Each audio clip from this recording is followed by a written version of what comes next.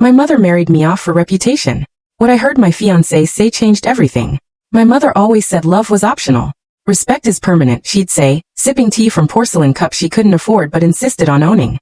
And reputation is everything. I was raised on polished lies, pressed dresses, and the constant reminder that our family name, already fragile, had to be protected at all costs. I learned early that my opinions were negotiable, but my obedience was non-negotiable. So when my mother told me I was getting married, she didn't ask.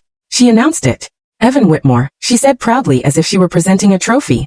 His family is wealth and old money. This marriage will secure our standing. I remember staring at her across the kitchen table, my coffee going cold. I barely know him, I said. You don't need to know him, she replied sharply. You need to represent him. That was the moment I understood. I wasn't a daughter. I was a social investment. The perfect fiancé.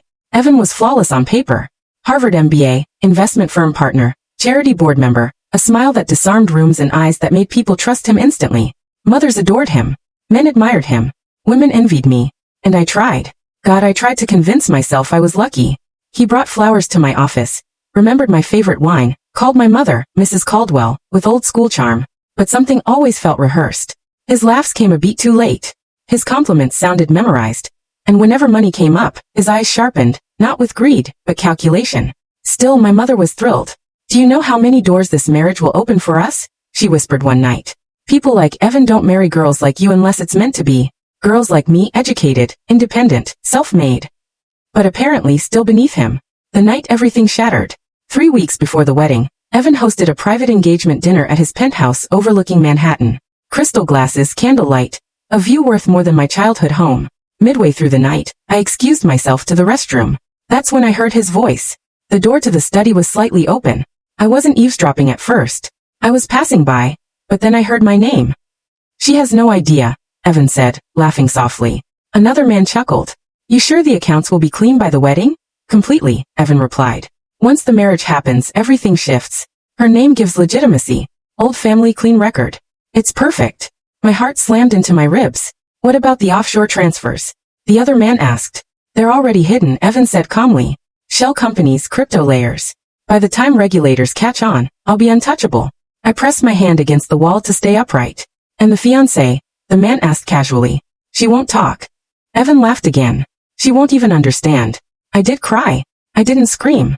I didn't run. I stood there in silence while my entire future collapsed. My marriage wasn't about love or status. It was about laundering fraud through my name. I walked back into the dining room with a smile so convincing even I believed it. That night, Evan kissed my forehead and said, I can't wait to build a life with you, and I smiled back because I had already decided something. I wasn't going to cancel the wedding. I was going to finish it. Playing the fool. Over the next weeks, I became the woman Evan expected. Quiet, agreeable, trusting. I signed documents he slid across the table. After secretly copying every page, I listened more than I spoke. I watched which calls he took privately. I memorized names, dates, companies, and I recorded everything. I also did something my mother never expected. I hired my own lawyer. Not the family one, not Evan's recommendation. A woman named Claire Maddox, federal-level white-collar crime specialist. She listened to my recordings once, then she leaned back and said, You're marrying a criminal. I know, I replied. I want to destroy him. She smiled slowly. Then we do it right. The wedding. The ceremony was featured in society columns. Power couple unites two prestigious families. One headline read. My mother cried as she adjusted my veil. You've done so well, she whispered. You've saved us. I looked at her and realized something painful. She would have sacrificed me without hesitation. The vows were flawless. Evan slipped the ring on my finger with practiced tenderness. And when he said, I do, he believed he had won. The collapse. 3 days later, federal agents raided Evan's firm. Bank accounts frozen, assets seized, partners arrested. By the end of the week, Evan was on every financial news channel. Major investment scandal, they called it. I watched from our penthouse as his world burned. When he confronted me, eyes wild, voice shaking, I handed him the divorce papers. You used my name, I said calmly. Now it's on the record. His face drained of color. You knew, he whispered. Yes, I replied. And I documented everything. My mother's silence. My mother didn't speak to me for months. When she finally did, her voice was smaller. You humiliated us, she said. No. Iraplia. I saved myself. And for the first time in my life, I didn't apologize. The ending they didn't expect. Evan took a plea deal. I testified. His sentence was long enough to erase his reputation forever. And me, I kept my name, my freedom, my voice. Now when people ask if I regret the marriage, I smile. Because sometimes the best revenge isn't leaving. It's letting them think they've won. And then taking everything they tried to steal. Evan thought the arrest was a mistake. That was the funny part. When the agents first dragged him out of his glass office, he still wore that calm, entitled smile. The one men like him learn early. The one that says this will go away. He called me that night from a holding room. You need to call your lawyer, he said, voice tight. There's been a misunderstanding. I put the phone on speaker. I already spoke to mine, I replied. Silence, then carefully. Why would you need a lawyer? I looked out over the city skyline. The same skyline he'd once promised would be ours. Because, I said, my husband is under federal investigation. The line went dead when the mask slipped. Evan was released on bail 2 days later. He came home furious. Not loud, not screaming. That kind of anger belongs to men who still believe they're in control. You went to the authorities, he said quietly. I didn't deny it. You destroyed everything, he continued, packing the living room. Do you have any idea who you just made enemies of? I met his eyes. You destroyed everything, I corrected. I just turned on the lights. His expression changed then. Something ugly crawling to the surface. You were nothing before me, he snapped. Your mother knew it. That's why she gave you to me. That hurt more than I expected. But pain sharpens clarity. I was never yours, I said. You just underestimated me. That was the last private conversation we ever had. The trial everyone watched. The case exploded. News vans, analysts, speculation. How did the wife not know? Was she involved? Did she benefit? That question haunted me until the prosecution announced their key witness. Me? I remember stepping into the courtroom, flashbulbs popping, Evan already seated, looking smaller than I remembered. He didn't look at me. I took the stand calmly and told the truth about the overheard confession, about the shell companies, about the documents he pressured me to sign, about the recordings. When his defense attorney tried to paint me as a gold digger, I smiled. Sir, I said evenly. If I wanted money, I wouldn't have destroyed a man worth millions. The courtroom went silent. My mother's breaking point.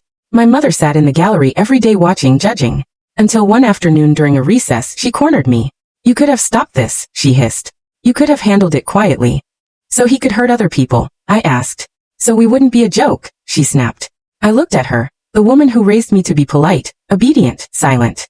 And I finally said what I'd swallowed. For years. You didn't want a daughter, I said softly. You wanted proof you mattered. Her mouth opened. No words came out. That was the day she realized she'd lost control. The verdict. Evan was found guilty on all major counts. Wire fraud, securities fraud, money laundering. The sentence was devastating. Years. Enough years that his name would never recover. When the judge asked if I wished to make a statement, I stood. I entered this marriage believing silence was strength, I said. I learned too late that silence only protects the powerful. I turned to Evan.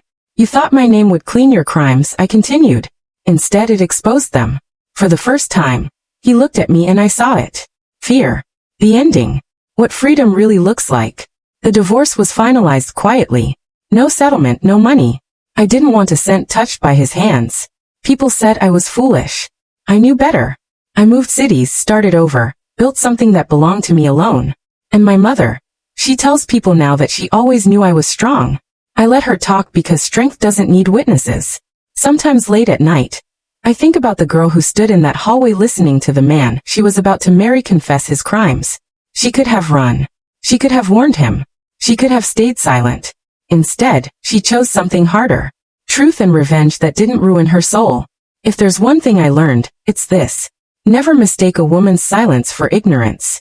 And never build your lies on her name, because if she decides to speak, everything changes.